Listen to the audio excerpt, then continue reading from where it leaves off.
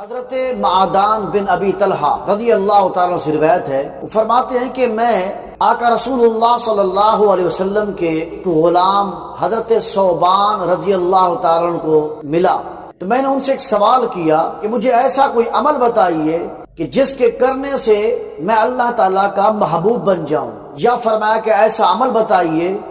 جو اللہ تعالیٰ کو سب سے زیادہ محبوب ہو۔ حضرت معدان فرماتے ہیں میں نے یہ سوال 3 مرتبہ دہرایا، تو اس کے جواب میں تیسری مرتبہ حضرت ثوبان رضی اللہ تعالی عنہ نے جواب ارشاد فرمایا کہ میں نے بھی یہی سوال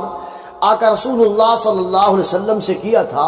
آقا حضور نبی اکرم صلی اللہ علیہ وسلم نے ارشاد فرمایا کہ کثرت سے اللہ جل مجدہ کی بارگاہ میں سجدے کیا کرو، تم اللہ تعالیٰ کی بارگاہ میں کثرت سے سجدہ کرو گے، یعنی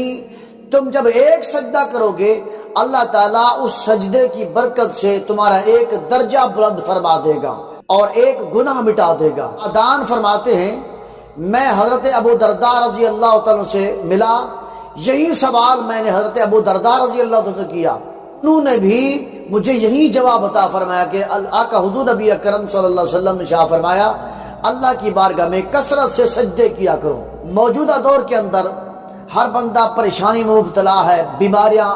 ایسی بیماریاں آ چکی ہیں جن کا نام بھی ہم پہلی بار سن رہے ہوتے ہیں اور جن کا علاج بڑی مشکل سے ہو رہا ہے۔ ان تمام بیماریوں سے بچنے کے لیے میڈیکل سائنس نے، موجودہ جدید میڈیکل سائنس نے بھی سرچ کرنے کے بعد اس نتیجے پر پہنچی ہے کہ اللہ جل مجدہ کی بارگاہ میں کثرت کے ساتھ سجدے کریں۔ حکماء صوفیاء فرماتے ہیں کہ لمبا سجدہ کرنا، یعنی کہ اگر بندہ نماز پڑھ رہا ہے تو نماز کے اندر جب 2 سجدے کرتا ہے تو ان سجدوں کے اندر کم سے کم 3 مرتبہ اور زیادہ سے زیادہ 5 مرتبہ 7 مرتبہ سبحان ربی الاعلی پڑھنا چاہیے، سبحان ربی الاعلی پڑھنا چاہیے۔ ائمہ حضرات تو 3 مرتبہ ہی پڑھیں گے کیونکہ ان کے پیچھے کوئی بوڑھے، کوئی بیمار، کوئی بزرگ کھڑے ہوتے ہیں، ان کا بھی لحاظ رکھنا ضروری ہوتا ہے ائمہ حضرات کے لیے۔ لیکن نماز کے علاوہ جب نماز سے فراغت ہو جائے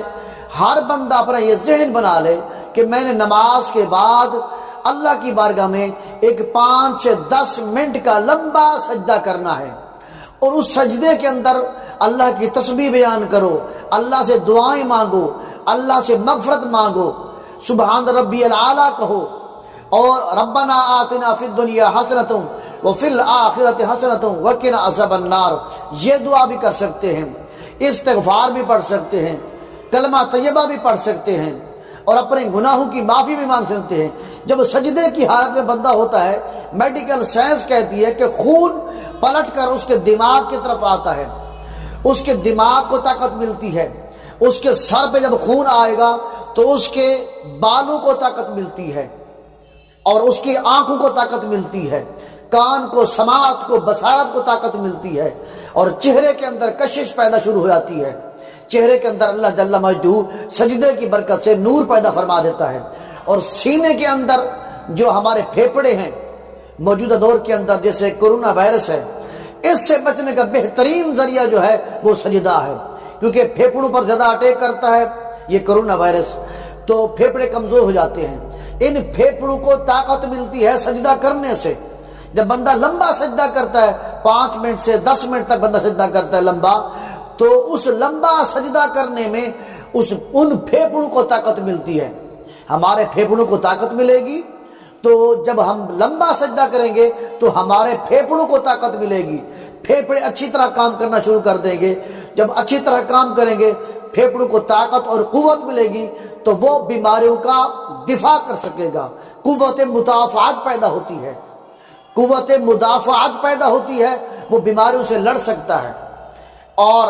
لمبا سجدہ کرنے کا اتنا بڑا فائدہ ہے، جس کو سانس کی بیماری ہو وہ بھی لمبا سجدہ کرے گا تو انشاءاللہ کم سے کم 1 مہینہ یا 1.5 مہینے کے بعد وہ اپنا رزلٹ پا لے گا کہ اس کو سانس کی جو بیماری ہے اس سے بھی انشاءاللہ چھٹکارا حاصل